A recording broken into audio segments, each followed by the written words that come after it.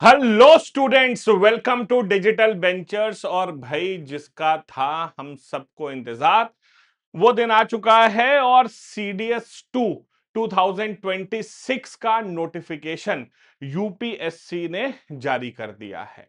तो भाई, जिन लोगों को सीडीएस 1 2026 में कहते हैं ना निराशा हाथ लगी थी, अब मौका आ गया है आपके पास कि आप जो है उस निराशा को जो है पूरी तरह से खुशियों में बदल सकें। ठीक है।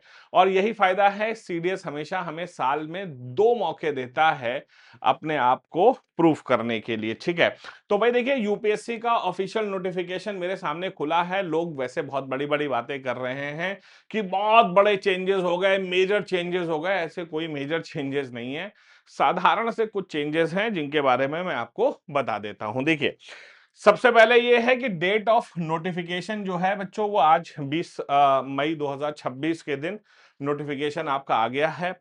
हमेशा जो है आपको कुछ समय दिया जाता है फॉर्म भरने का, तो फॉर्म भरने के लिए आपको 9 जून तक का समय दिया गया है। तो 9 जून तक आपको समय दिया गया है कि भाई फॉर्म वगैरह भर लीजिए। और मैं हमेशा आप सबसे रिक्वेस्ट करता हूं कि कृपया करके ये 9 जून का इंतजार मत करिएगा। अगले 2 4 5 दिनों में फॉर्म जरूर भर दीजिएगा, क्योंकि आखिरी दिनों में जो है वो सर्वर थोड़े से बिजी हो सकते हैं, आपका फॉर्म रिजेक्ट हो सकता है, कुछ अनहोनी हो सकती है। तो ऐसा बिल्कुल भी मत करिएगा। अपने फॉर्म को पहले भर दीजिएगा, 4 5 दिन पहले जरूर कर लीजिएगा। ठीक है।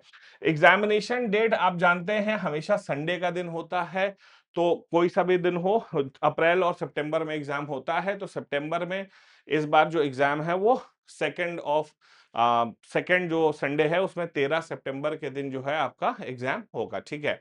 तो अगर आज 20 मई है तो 20 मई से 20 जून हो गया, जुलाई हो गया, अगस्त हो गया, और सितंबर के कुछ दिन आपको मिल गए।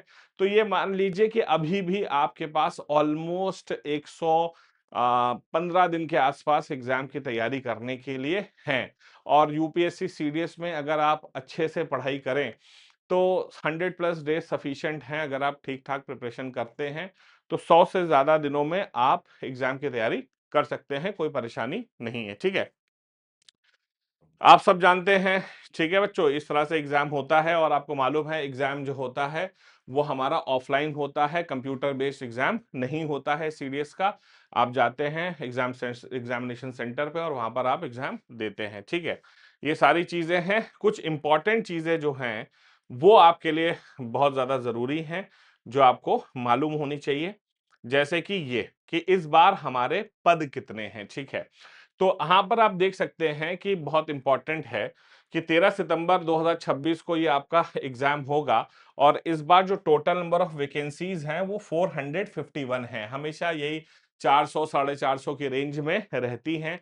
और मैं आप लोगों से हमेशा कहता हूं कि आपको तो सिलेक्शन के लिए सिर्फ एक सीट चाहिए, यहां पर तो 451 सीटें आपके पास हैं। ठीक है। अब आप देखिए, सबसे पहले इंडियन मिलिट्री एकेडमी देहरादून में जो है 100 सीट्स हैं। ये कोर्स आपका जुलाई 2027 में चालू हो जाएगा। इंडियन नेवल एकेडमी जो है यहाँ पर सिर्फ और सिर्फ 26 सीटें हैं। एयरफोर्स एकेडमी जो सबसे हाई डिमांड रहती है, हैदराबाद के डिंडुगल में स्थित है, यहाँ पर 32 सीटें हैं।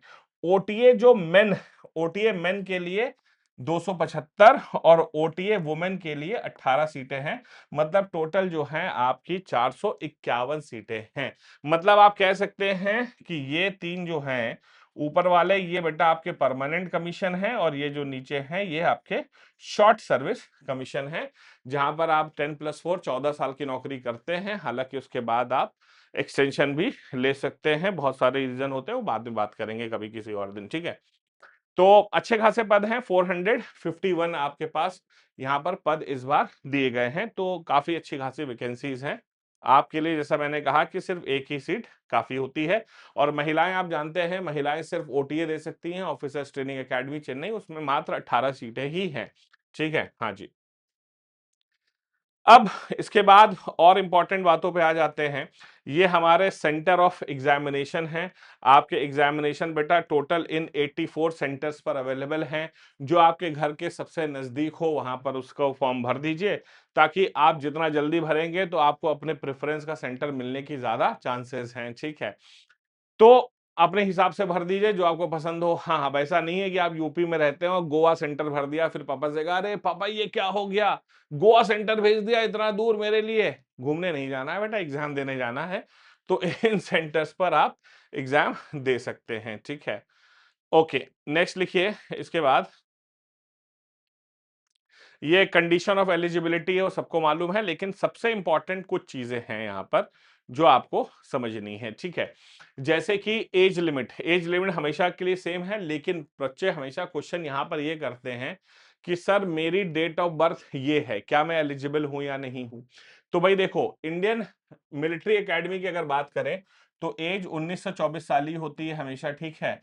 लेकिन आपका जन्म जो है 1 जुलाई 2003 से 1 जुलाई 2008 के बीच होना चाहिए, ठीक है? तो आप जो है इंडियन मिलिट्री एकेडमी के लिए एलिजिबल हैं। इंडियन नेवल एकेडमी भी सेम होता है 1924 साल, यहां पर 1 जुलाई 2003 से 1 जुलाई 2008 के बीच।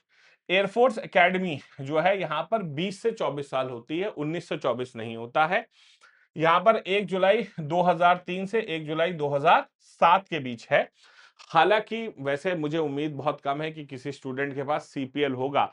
अगर आपके पास सीपीएल है, बोले तो कमर्शियल पायलट लाइसेंस अगर है, तो 2 साल की और रिलैक्सेशन आपको मिलती है। यहाँ पर 26 साल तक आप एलिजिबल हो जाते हैं, लेकिन मुझे उम्मीद कम है कि किसी स्टूडेंट के पास कमर्शियल पायलट लाइसेंस होगा, ठीक है? उसके बाद हम्म ऑफिसर्स ट्रेनिंग एकेडमी ओटीए की बात करते हैं तो 19 से लेकर 25 साल तक है। मतलब 1 जुलाई 2002 से लेकर 1 जुलाई 2008 के बीच आपका जन्म होना चाहिए, ठीक है? ये सेम महिलाओं के लिए भी एलिजिबल होता है, ठीक है? तो ये हमारी एलिजिबिलिटी है, ये डेट्स आपके लिए बड़ी इंपॉर्टेंट है, इनको याद रखिएगा। इसके बाद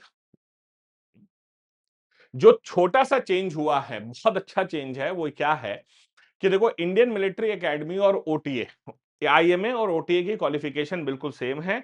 और वो क्वालिफिकेशन कहता है कि आपको जो है आईएमए और ओटीए में आप एक ग्रेजुएट होने चाहिए भारत की किसी भी यूनिवर्सिटी से।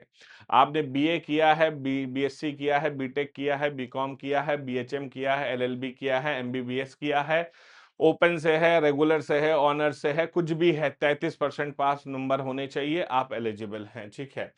तो आईएमए आप जो है भैया एक वो होना चाहिए। और आईएमए और ओटीए इन सब का सेम है। एयरफोर्स, अब देखिए नेवल एकेडमी में पहले क्या नियम था? पहले नियम ये था कि इंडियन नेवल एकेडमी जो है उसके लिए एक ही डिग्री थी, वो थी बीटेक। मतलब अगर आपने बीटेक किया हुआ है तो ही आप इंडियन नेवल एकेडमी के लिए एलिजिबल थे। लेकिन यहां पर एक चेंज आ गया है। यहाँ पर बच्चों एक चेंज हो गया है, और चेंज ये है कि इंडियन नेवल एकेडमी में आप इंजीनियरिंग के साथ साथ अगर बीएससी आपने किया है with physics as a core और elective subject from recognised university with physics and maths in class 10+2, ठीक है? तो अगर आपने बीएससी किया है और फिजिक्स आपके पास है, ठीक है, तो भी आप एलिजिबल हो गए। मतलब यहां पर बीटेक के साथ साथ बीएससी का भी रास्ता खुल गया है। और इससे फायदा क्या है मैं आपको बताता हूं। फायदा यह है कि इंडियन नेवल एकेडमी की कट ऑफ हमेशा बहुत कम होती है।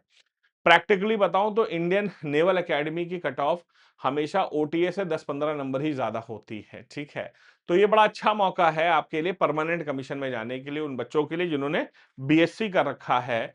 तो यहां पर ये अच्छा कर दिया है। एयरफोर्स एकेडमी बिल्कुल सेम है। आप किसी भी यूनिवर्सिटी से डिग्री होनी चाहिए आपके पास, लेकिन यहां पर नियम यह है कि आपके पास 10+2 लेवल पर फिजिक्स और मैथ्स होना मैंडेटरी है। मतलब आपने सपोज करिए डिग्री में बीए किया हुआ है, कोई परेशानी नहीं है, लेकिन 10+2 लेवल पर अगर आपके पास मैथ्स और फिजिक्स थी तो आप एयरफोर्स एकेडमी के लिए एलिजिबल हो जाते हैं, ठीक है? बिल्कुल सही है, ठीक है?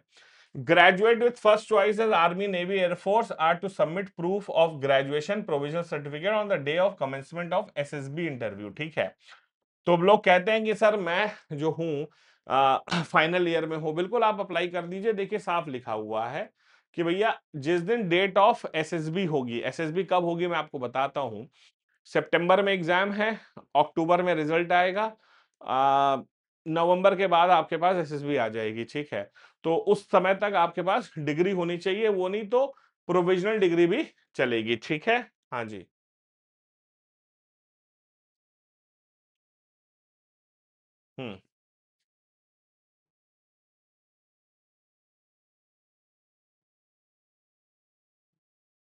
ये डेट्स यहाँ पर दी गई हैं, ठीक है। बाकी वही चीज है भैया, बिल्कुल सिंपल है। फीस जो है आपका भैया, अगर आप फीस आपकी 200 रुपए है, लेकिन अगर आप SC हैं, ST हैं और वुमेन हैं, वुमेन आप किसी भी कैटेगरी में हैं, तो आपको ये फीस एग्जेम्प्ट हो जाती है। बाकी सबके लिए 200 रुपए है। रिजर्वेशन भैया CDS के एग्जाम में होता नहीं है। Every candidate will be considered as a everyone will considered as a general candidate, ठीक है। बाकी आपके एग्जाम बिल्कुल वही सेम पैटर्न है। एग्जाम के पैटर्न में कोई बदलाव नहीं आया है भैया आपके, ठीक है। हाँ जी, ये सारी चीजें सेम है, वही जो हमेशा नोटिफिकेशन में होता है, कोई उसमें चेंजेस नहीं है, ठीक है। हाँ जी,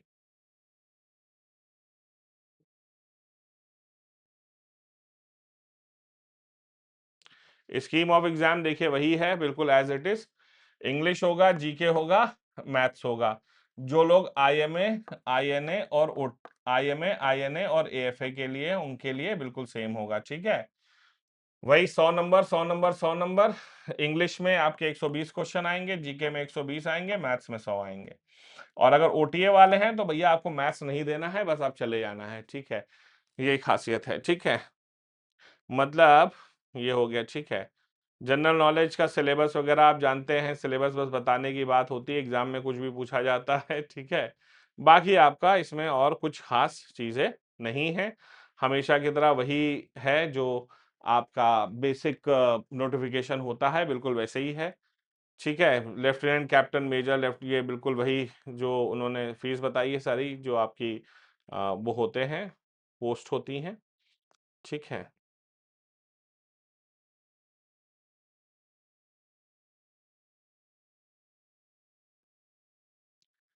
इन्होंने बताया है कि भैया जो candidate reporting the military academy officer required to meet physical standard, भाई आप 2.4 किलोमीटर की रनिंग करना आना चाहिए 10 मिनट 30 सेकंड में। महिलाओं को 13 मिनट में पुशअप है, पुलअप है, सिटअप है, स्क्वाट्स है, लंगेज है और स्विमिंग है, ठीक है। हाँ, ये मतलब बेसिक चीजें हैं, लेकिन ऑब्वियसली बात है, सेना का एग्जाम है तो आपको फिजिकली फिट होना मैंडेटरी है।